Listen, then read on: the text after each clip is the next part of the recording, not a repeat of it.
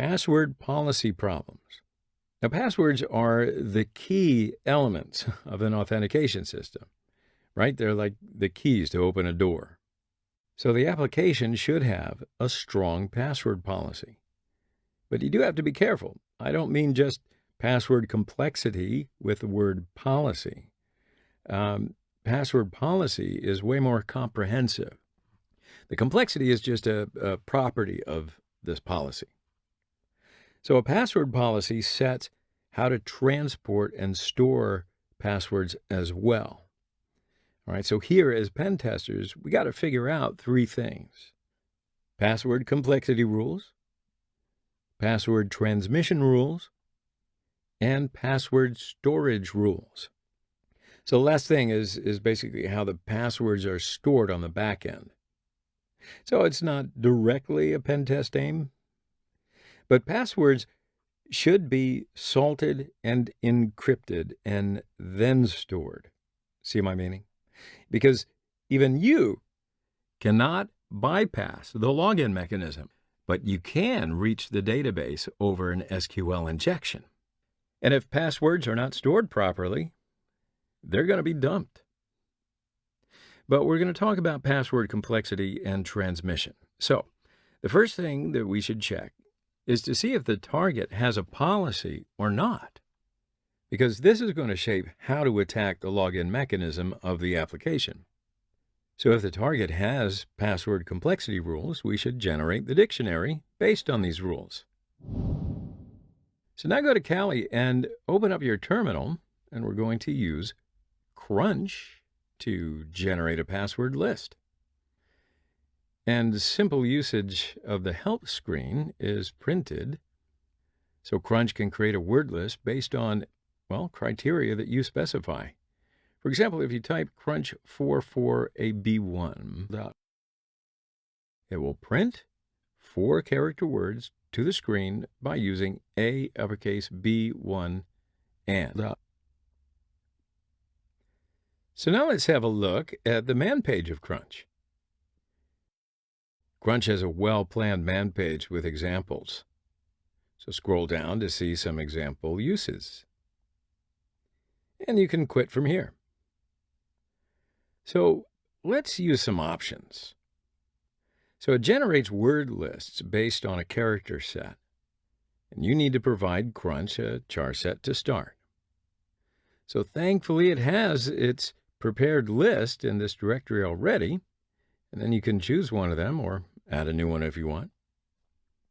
Okay, type crunch88/user/share/crunch/charset.list LALPHA and hit enter.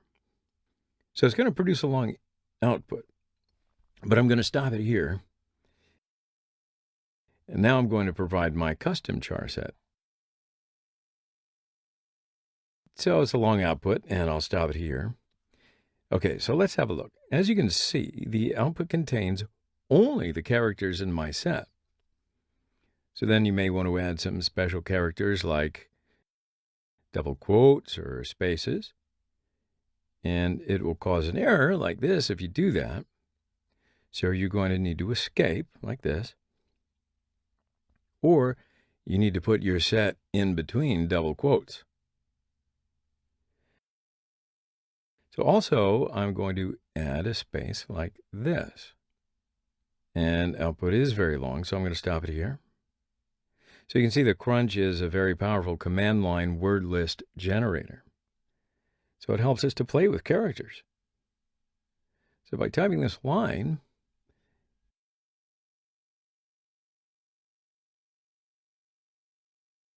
T, the parameter will produce a special output.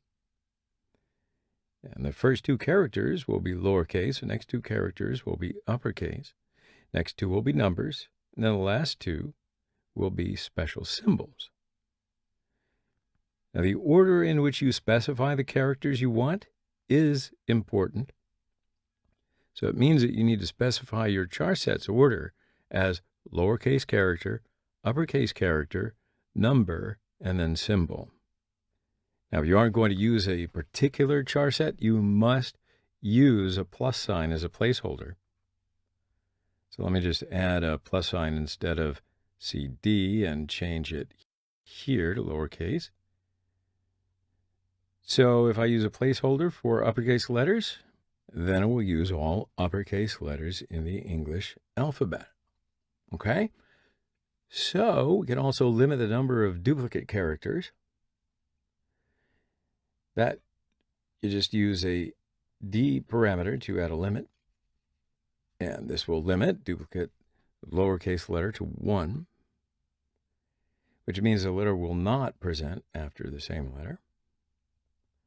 Also, we can expand this to uppercase letters as well, numbers and symbols too. So Crunch can also print the list after a specific word.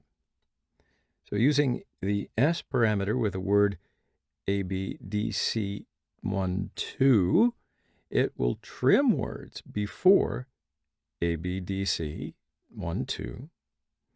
And using the E parameter, we can trim the output from the end like that.